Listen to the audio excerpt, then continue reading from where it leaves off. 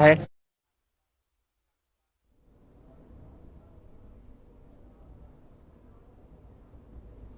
नमस्कार, हमारा उत्तर प्रदेश देख रहे हैं आप और मैं हूं आपके साथ सपना दीपक मदेशिया।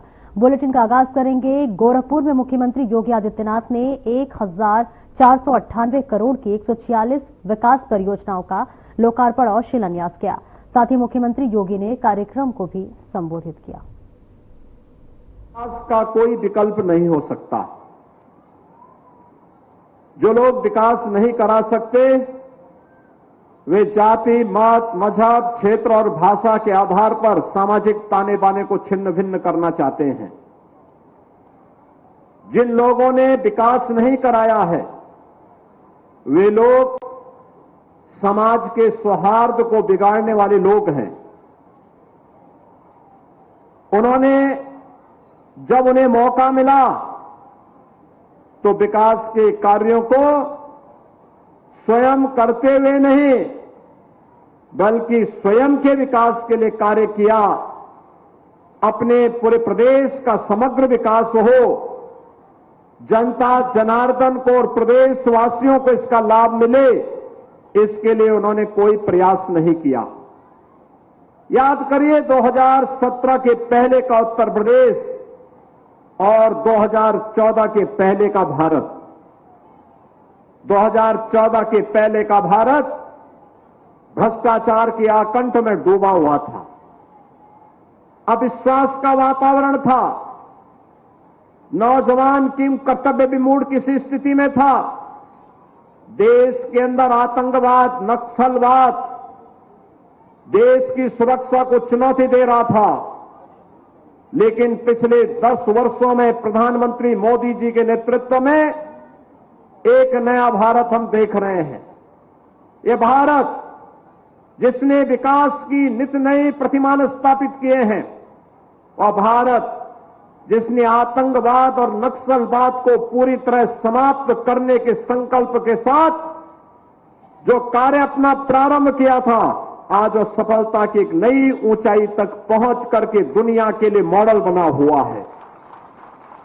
नया भारत विरासत और विकास का अद्भुत समन्वय स्थापित करते हुए 140 करोड़ लोगों के जीवन में परिवर्तन करने के लिए प्रतिबद्ध दिखाई दे रहा है। तो प्रधानमंत्री मोदी जी के मार्गदर्शन और नेतृत्व में नए भारत का ये उत्तर प्रदेश आज नए उत्तर प्रदेश के रूप में दुनिया के सामने है। नए उत्तर प्रदेश में अन्नदाता किसानों का सम्मान है, नारी की गरिमा की सुरक्षा की गारंटी है, नौजवानों के रोजगार की गारंटी है, तो व्यापारी और बेटी की सुरक्षा की गारंटी भी इस नए भारत में है, नए उत्तर प्रदेश में है। और नए उत्तर प्रदेश विकास के जिन कार्यक्रमों को लेकर के बढ़ा है, पिछले 8 वर्ष की शानदार यात्रा को आपने पग पग पर देखा है, उसको समझा है, बदलते हुए परिवेश को देखा है, नौजवानों को मिलने वाली नौकरी और रोजगार के माध्यम से देखा है, बेटी और बहन को मिलने वाली सुरक्षा के माध्यम से देखा है, अन्नदाता किसानों के जीवन में हुए परिवर्तन के माध्यम से देखा है, और विकास के माध्यम से आपके द्वारा आपका विकास हो रहे विकास को भी आपने देखा है। बहनों और भाइयों, 2017 के पहले गोरखपुर में मुश्किल बिजली मिलती थी। नगरीय क्षेत्र में 5 घंटे और ग्रामीण क्षेत्र में सप्ताह में रोटेशन होता था। एक सप्ताह बिजली आती थी रात्रि के लिए और एक सप्ताह नहीं आती थी। ये 2017 के पहले की स्थिति थी। गोरखपुर से आप वाराणसी मार्ग पर जाएंगे तो यहां से बड़लगंज पहुंचने में 3 घंटे लगते थे, 3 घंटे। और मुझे लगता है राजेश जी, अब कितना समय लगता है बड़लगंज से आने में? अब मात्र 45 मिनट से बड़लगंज से आप गोरखपुर आ सकते हैं। ये परिवर्तन हुआ है। भटड़ से गोरखपुर आने में 1 घंटे से अधिक समय लगता था 2017 के पहले, और आज यहां से भटड़ तक 4 लेन की सड़क हो गई है और आयुष विश्वविद्यालय भी भटड़ में ही स्थापित हो रहा है, भटड़ के पास ही स्थापित हो रहा है। और अब भटड़ से चलेंगे तो मात्र 10 मिनट में आप बीआरडी मेडिकल कॉलेज तक पहुंच जाएंगे। 10 मिनट में।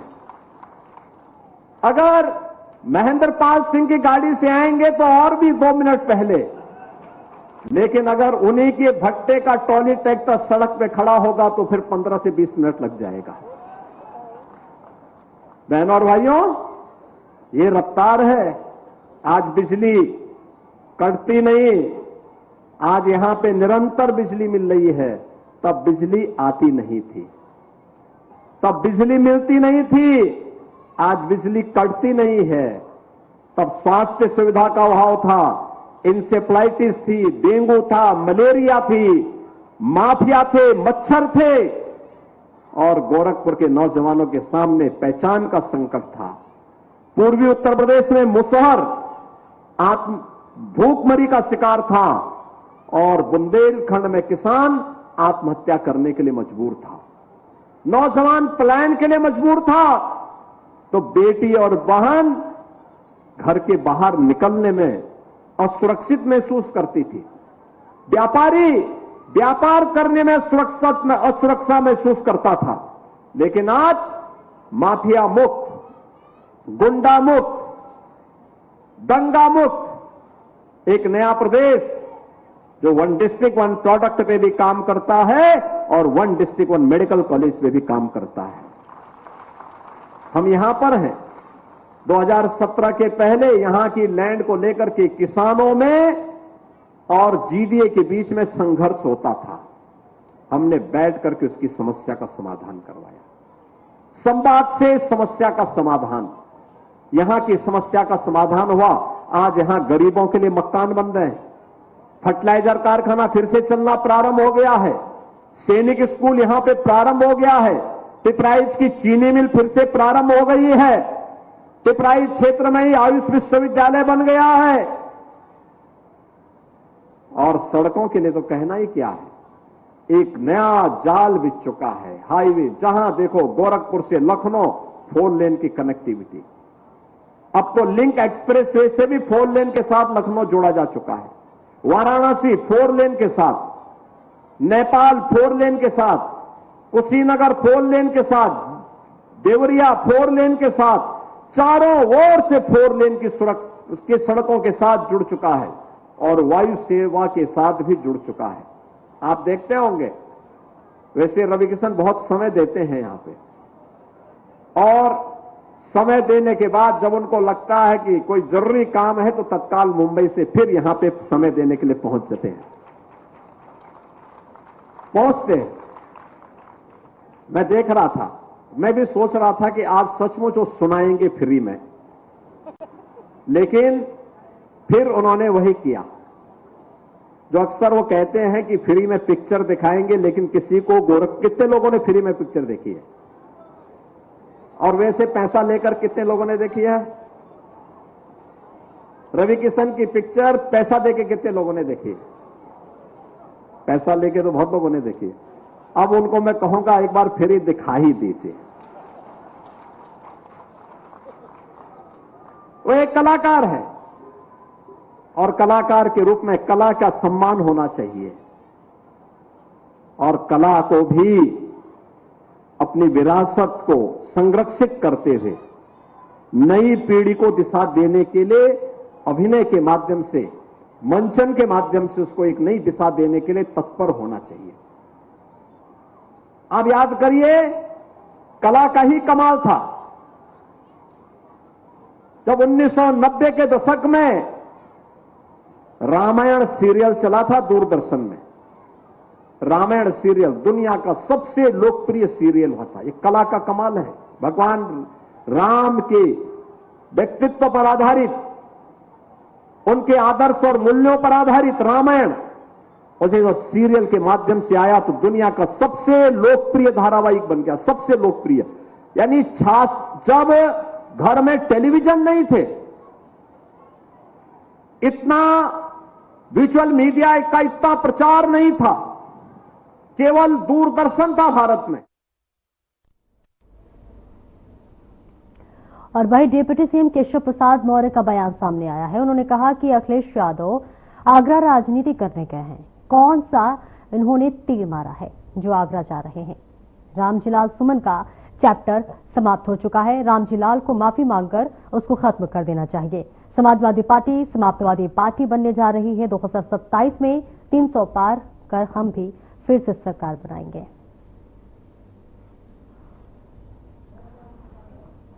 बना करके रखो, हमको वोट देते रहो और गरीब बने रहो, वोट देते रहो, बेरोजगार बने रहो, वोट देते रहो, अशिक्षित बने रहो, वोट देते रहो और भाजपा विरोधी दलों के गुलाम बने रहो। हम उनको 140 करोड़ देशवासी जैसे देश का हर नागरिक है, वैसे इस देश का मुसलमान भी, वो गरीब है चाहे वह पासमानदा मुसलमान है, वह सभी देश की मुख्य धारा से जुड़े।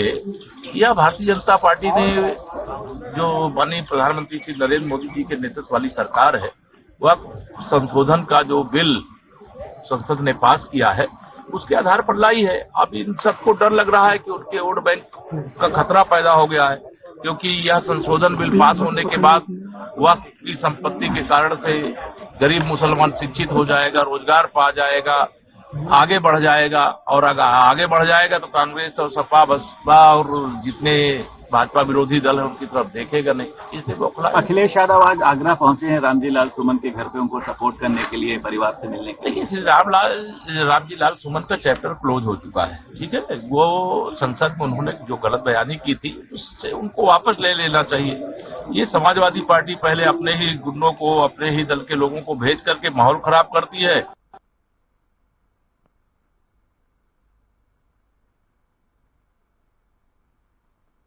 और डेप्यूटी सीएम ब्रजेश पाठक ने वक्फ को लेकर बयान दिया। उन्होंने कहा है कि हमारी सरकार वक्फ का प्रचार प्रसार करेगी और इसी के साथ साथ आपको बताते चले कि जहां पर उन्होंने मुस्लिम भाइयों को इसके फायदे बताने का भी काम करेगी। विपक्ष इस पर दुष्प्रचार कर रहा है। साथ ही उन्होंने कहा कि हमारी सरकार कानून हाथ में लेने की इजाजत नहीं देगी।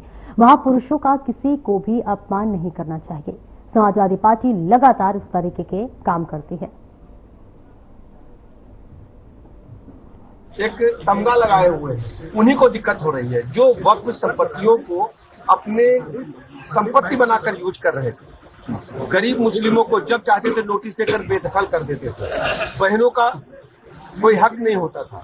तो इस नए वक्फ संशोधन अधिनियम के बाद हम कह सकते हैं कि माननीय प्रधानमंत्री जी ने जो सबका साथ सबका विकास सबके विश्वास के सिद्धांत के आधार पर देश के जन जन के लोगों में मैं कह सकता हूं कि पैठ बनाते हुए सबका आशीर्वाद लेने का काम किया है। उस दिशा में एक बड़ा कदम है और हम आम जनता के बीच में जाकर के जो अधिनियम के बीच में विपक्ष ने भ्रांतियां फैलाई हैं उनको दूर करेंगे और जनता के भरोसे के अनुसार माननीय प्रधानमंत्री जी ने काम किया है और ये आम मुसलमानों के हक में है, आम मुस्लिम बहनों के हक में है, गरीबों के हक में है। इसको जन जन को बताने का काम। अखिलेश यादव आज आगरा गए हैं रामजीलाल सुमन के साथ हिम्मत देने के लिए। देखिए, हमारी सरकार उत्तर प्रदेश में लॉ एंड ऑर्डर को मजबूत करेगी। किसी को भी कानून से खिलवाड़ करने की इजाजत नहीं है और महापुरुषों का सम्मान करना हमारी संस्कृति में है। समाजवादी पार्टी का ये पुराना सगल है, कोई सिगोफा छोड़ करके अखबार की सुर्खियां बटोरना, जबकि हमारी सरकार भारतीय जनता पार्टी माननीय मोदी जी की गरीब कल्याण योजनाओं के माध्यम से जन जन का भरोसा लगातार जीत रही है।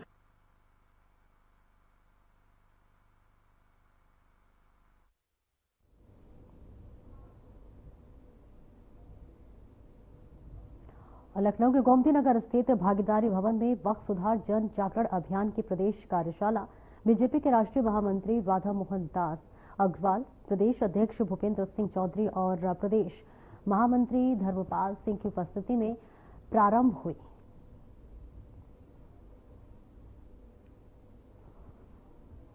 और लखनऊ से तस्वीरें दिखा रहे हैं जहां पर वक्फ जन सुधार देखिए भवन में यहां पर तमाम लोगों की, तमाम नेताओं की मौजूदगी है, जहां बीजेपी के राष्ट्रीय महामंत्री की भी मौजूदगी है। वक्फ सुधार जन जागरण अभियान अब देखिए बड़े स्तर पर चलाया जा रहा है, जहां पर भागीदारी भवन में इस कार्यशाला का प्रारंभ किया गया है। और हजरतगंज स्थित बीजेपी प्रदेश मुख्यालय पर प्रेस कॉन्फ्रेंस हुई, जिसमें पार्टी के राष्ट्रीय महामंत्री राधा मोहन दास अग्रवाल ने पत्रकारों से बातचीत की। सुनिए।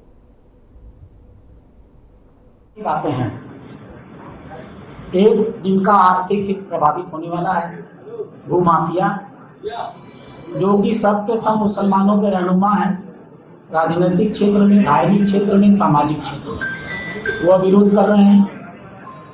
दूसरा, वो जो आज तक मुसलमानों को वोट बैंक की तरह इस्तेमाल करते थे, उन्हें आज लग रहा है कि अब हम मुसलमानों को डरा करके अपने पास बांध के नहीं रख पाएंगे, वो जमाना जाने वाला है, वो विरोध कर रहा है।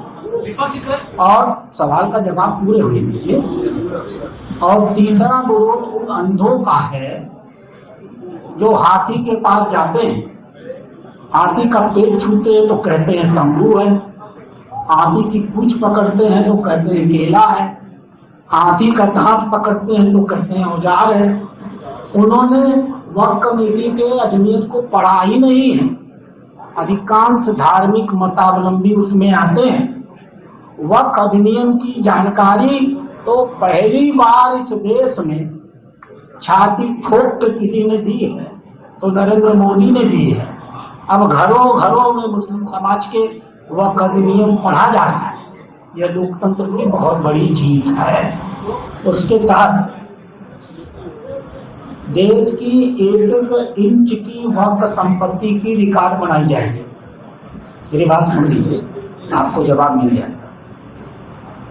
वक्फ संपत्ति कहाँ है, कितना उसका रकबा है, कितनी उससे आय होती है, किसने उस पर कब्जा किया है, क्या उसका उपयोग होता है, यह सारी जानकारियां 6 महीने के अंदर इन सारे वक्फ के मुतवल्लियों को जमा करनी होगी।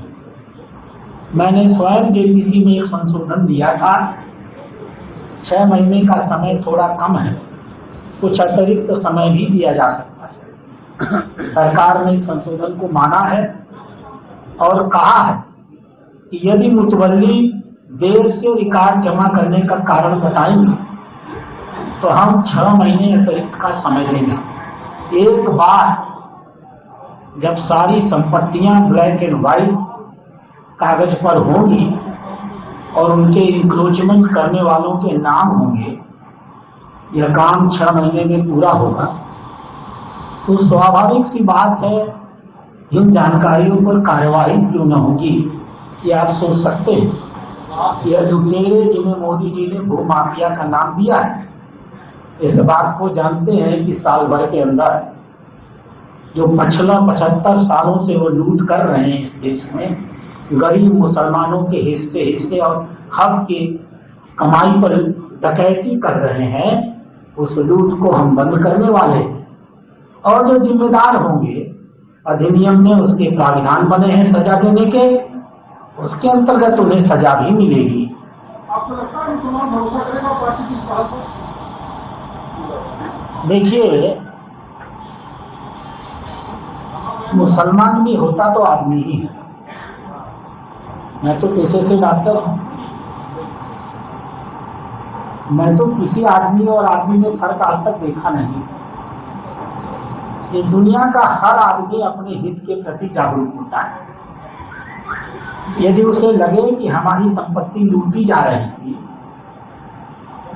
और आज उन लुटेरों को सजा मिलने जा रही थी, और यदि आगामी 1-8 साल में वह यह देखे कि मोदी जी ने जो कहा उसे किया और उन खाली कराई संपत्तियों पर अस्पताल बनने लगे, विद्यालय और विश्वविद्यालय बनने लगे, अनाथालय और भोजनालय बनने लगे, प्रशिक्षण के नौजवानों के प्रशिक्षण के केंद्र बनने लगे, तो यह तो असंभव है।